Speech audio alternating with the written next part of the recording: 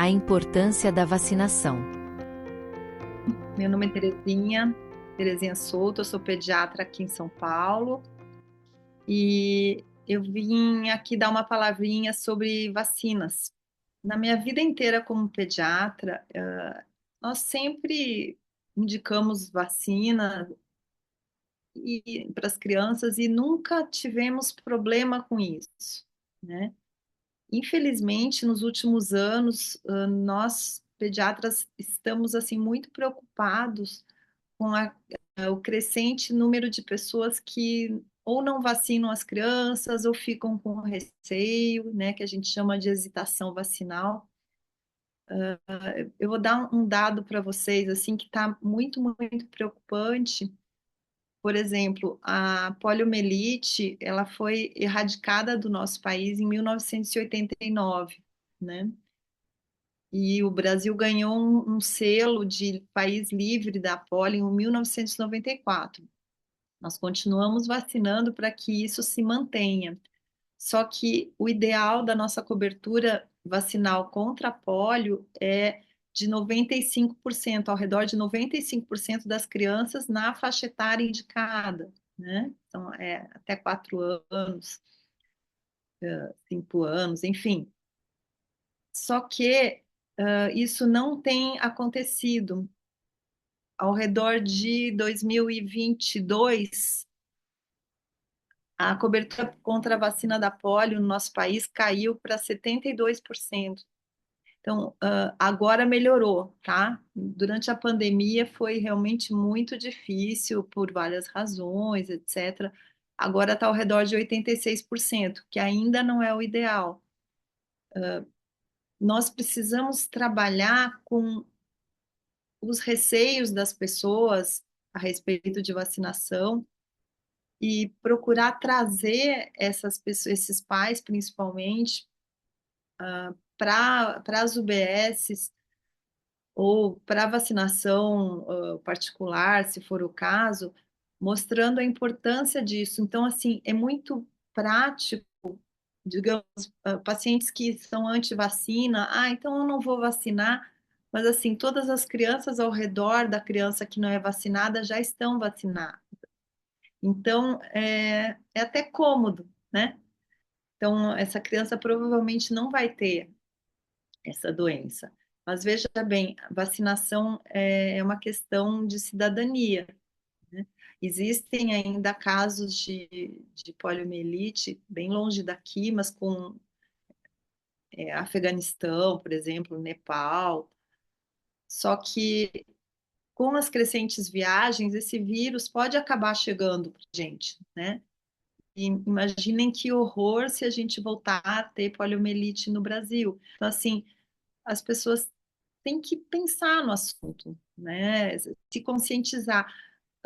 O grande problema que nós tivemos foi em relação ao vírus do Covid, né? A vacina do Covid, que muitas pessoas ficaram com dúvidas, muitas pessoas ainda têm dúvidas, né? Porque a vacina seria uma vacina nova, só que não é assim, né? No atual momento em que nós estamos, bilhões de pessoas já foram vacinadas. A vacina foi criada rapidamente porque já tinha uma base para essa vacina que foi utilizada. Então, assim, os estudos preliminares, até para o coronavírus, para os coronavírus anteriores, já estavam feitos, né? Então, eles conseguiram fazer uma vacina muito mais rapidamente. E o que as pessoas têm que ter em mente é que é uma vacina super segura. Os problemas que aconteceram, as miocardites que aconteceram, foram numa faixa etária de meninos, adolescentes, e que realmente teve uma maior incidência de miocardite. No momento, essa vacina nem mais é preconizada nessa faixa etária, tá? E o risco de ter complicações como miocardite é muito maior pela doença do que pela vacina. A vacina é extremamente eficaz. Todos os anos as indicações, as doses vêm mudando, né? Atualmente é indicada apenas para crianças, gestantes e idosos. Pode ser que isso mude atualmente no nosso país, e em cada país a epidemiologia é diferente. Então, às vezes os pais falam, ah, mas na Itália não é assim, ah, mas em Portugal não é assim. Bom, no nosso país, por enquanto, as crianças ainda devem ser vacinadas, né? Então, uma coisa que eu acho que ajuda a pensar, principalmente pais que ficam preocupados com crianças com bronquiolite, tá? Por exemplo, agora temos a vacina contra o vírus sincicial respiratório que é dado nas gestantes, por enquanto só na rede particular e em breve vai ser dado na rede pública. Então, todo mundo fica preocupado com a bronquiolite, não é? Tá bom. Só que muitas vezes as pessoas não se dão conta que a bronquiolite pode acontecer por vários vírus, né? Eu mesma já vi bronquiolite pelo vírus da gripe, já vi bronquiolite pelo vírus do Covid. Então vamos pensar o seguinte: se nós temos a possibilidade de prevenir uma doença que pode ser tão grave como a bronquiolite em crianças pequenas, por que que nós não vamos prevenir com uma vacina segura que está aí à disposição, grátis? O nosso país tem, assim, várias vacinas gratuitas, né? Que protegem contra um monte de doenças, se não me engano, são 19 doenças. Eu acho que as pessoas têm que conversar com seu médico, tirar as dúvidas, né? É uma coisa, assim, bem importante e dar uma lida sobre o assunto, assim, procurando informação de qualidade, né? Tem vários infectologistas que falam a respeito de vacinas. A gente tem também um canal muito interessante que é da Sociedade Brasileira de Imunizações, tá? Chama SBIM. Lá no site da SBIM tem uma parte para profissionais de saúde, tem uma parte para familiares, pais, etc. Então, assim, tem muita informação interessante. Vacinas na rede pública e na rede privada. Quando a gente fala de vacinas atualmente no Brasil, a gente tem essas duas possibilidades, vai? Nós temos pacientes que vão preferir dar todas as vacinas na rede privada e outros que vão dar na rede pública. Muito bem. Como que a gente faz? O que que a gente deve fazer? Isso varia no mês a mês. Quando os pais levam o bebezinho no pediatra, né? A primeira coisa, as primeiras consultas, eu particularmente nem falo sobre vacina na primeira consulta, porque o bebê só vai começar essa vacinação, começa na maternidade, muito, muito bem, hepatite B, BCG, mas a vacinação fora da maternidade vai ser dada a partir do segundo mês. E o que que eu proponho, né? Quando a família prefere dar tudo no particular, tem condições para isso, beleza. Vai ter todo um esquema que vai iniciar com a vacina hexavalente, que dá menos reação.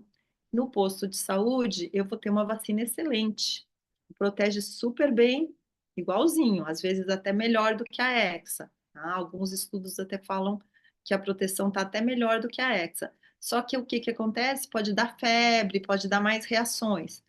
Então, assim, de modo geral, o que muitas pessoas fazem é usar algumas vacinas do serviço público e outras do serviço privado. Só que isso tem que ser discutido, conversado com o seu médico pediatra na consulta, tá?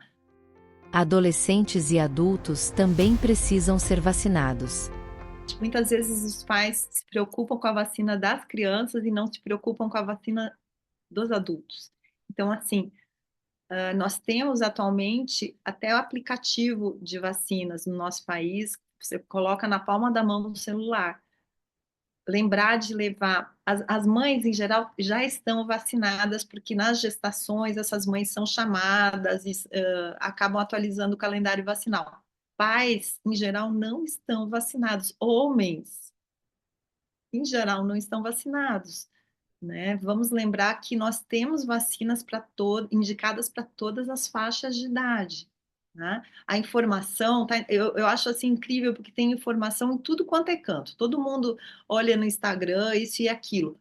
Procurem vacinas da mulher, da gestante, vacinas da criança, vacina dos adolescentes, das pessoas em geral, né? Dos idosos, né? Muitas vezes também, e como está mudando demais, né? Por exemplo, o idoso tem vacina para o idoso que não tinha antes, né? E agora na rede pública também tem se preconizado o uso de vacina contra o Covid a cada 6 meses para os idosos, e era talvez diferente antes, assim, muda muito. Eu mesma, como pediatra, estou sempre usando colinha ali, olhando. Ah, deixa eu ver, idade, que vacina dá. Mas se nós, como médicos, ou nós, como pais, nós lembrarmos, olha, vamos ver como é que está a vacina do marido, será que a antitetânica está em dia? Sabe? Importante essas coisas, tá? Adolescente, que é muito mais difícil da gente lembrar que tem que vacinar, que fogem das vacinas, tem vacina de HPV, por exemplo, né? Que tem que ser lembrado, mas adultos, jovens adultos, né? Lembrar que quem tem condições de dar as vacinas da rede privada pode ir atrás, tá? E, enfim, cada ano a gente tem tido melhoras nessa vacina. Ah, quando falamos de adolescentes, a meningo-ACWY, que agora é dada na adolescência, no início da adolescência, é mega importante e não, eu não sei quanto que está de porcentagem, tá, de cobertura vacinal, mas ela é uma vacina que você protege o adolescente e protege todo mundo ao redor, porque ela fica, o adolescente tem na via aérea esses meningococos. No momento que o adolescente é vacinado contra os meningococos A, C, W e Y, ele vai transmitir essa proteção para todo mundo ao seu redor, porque na rede pública, os bebezinhos eram vacinados só para o meningo C. Agora já tem aos 12 meses meningo ACWY também. Ótimo, maravilhoso. E os adolescentes, mais importante ainda, tá? Então, lembrar disso, gente, trazer todo mundo para vacinar, olhar calendário vacinal e levar os homens, principalmente, para o posto de saúde ou para a clínica de vacinação, tá bom? O acesso à informação. Uma coisa importante e que eu particularmente sempre fiz e que agora tem sido falado quando a gente tem aula sobre vacinas, etc., que é a informação. A gente sabe, muitos pacientes sabem que existem vacinas que não tem na rede pública mesmo e que são importantes. Agora, tem outros pacientes que não sabem. Então, muitas vezes a gente atende, eu atendo também no serviço público, né, além do consultório. Eu converso com os pais a respeito das vacinas que não têm, porque eu entendo que é um direito à informação. E muitas vezes os pacientes falam assim: nossa, doutora, nossa, mas se eu soubesse, eu já teria dado essa vacina, por exemplo, meningo B, né? Às vezes as pessoas gastam com outras coisas, compram um celular, por exemplo, e não gastam com uma vacina contra uma doença que está aumentando a incidência no nosso país, né? Não que estejamos em surto, mas assim, o meningococo B, por exemplo, que não tem na rede pública ainda, infelizmente, ele, a mortalidade, a letalidade, vamos falar melhor, é ao redor de 20% no mínimo, tá? No nosso país, às vezes, 50%. Então, assim, no momento que você tem informação, muitas vezes você faz um sacrifício e protege a sua criança, tá? Então, e isso tem o pessoal das vacinas, eles têm estudos que mostram que quando o pediatra fala, você vai de 8% a 70% dos pais, 8%, eu ia dar mesmo, tal. Agora o pediatra fala, indica a vacina, 70% deles a 86% vão procurar a vacina, tá? Falando mais especificamente sobre vacinas que nós temos na rede pública e que estão sobrando nos postos de saúde, pelo menos aqui em São Paulo, muitas vezes, a dengue. A dengue nós temos para os adolescentes, né? E está sobrando. É uma coisa que talvez as pessoas não falem tanto, só lembram da dengue na época do verão. Talvez falte um pouco mais de campanhas públicas, porque sobrar vacina contra a dengue, que é uma doença tão ruim e grave muitas vezes, né? A maior parte não é grave, mas é uma doença chata, se a gente pode prevenir, né? Vamos pensar em vacinar os nossos adolescentes de 10 a 14 anos contra a dengue, tem vacina sobrando, né? Na rede privada, a partir de 4 anos de idade já pode dar. Então, outra vacina, que voltando a falar da história da bronquiolite, por exemplo, eu pego várias vezes mães que não receberam a vacina durante a gestação e que teriam condições de ter recebido essa vacina, que vai proteger o seu bebezinho nos primeiros 5, 6 meses. Então, assim, faz parte do dia a dia do pediatra e agora que nós não temos mais pediatras, na maior parte das vezes, nos postos de saúde, dos médicos de família e dos profissionais da sala de vacina, informar, lembrar, e do governo, né, como um todo, de divulgar a importância da vacinação.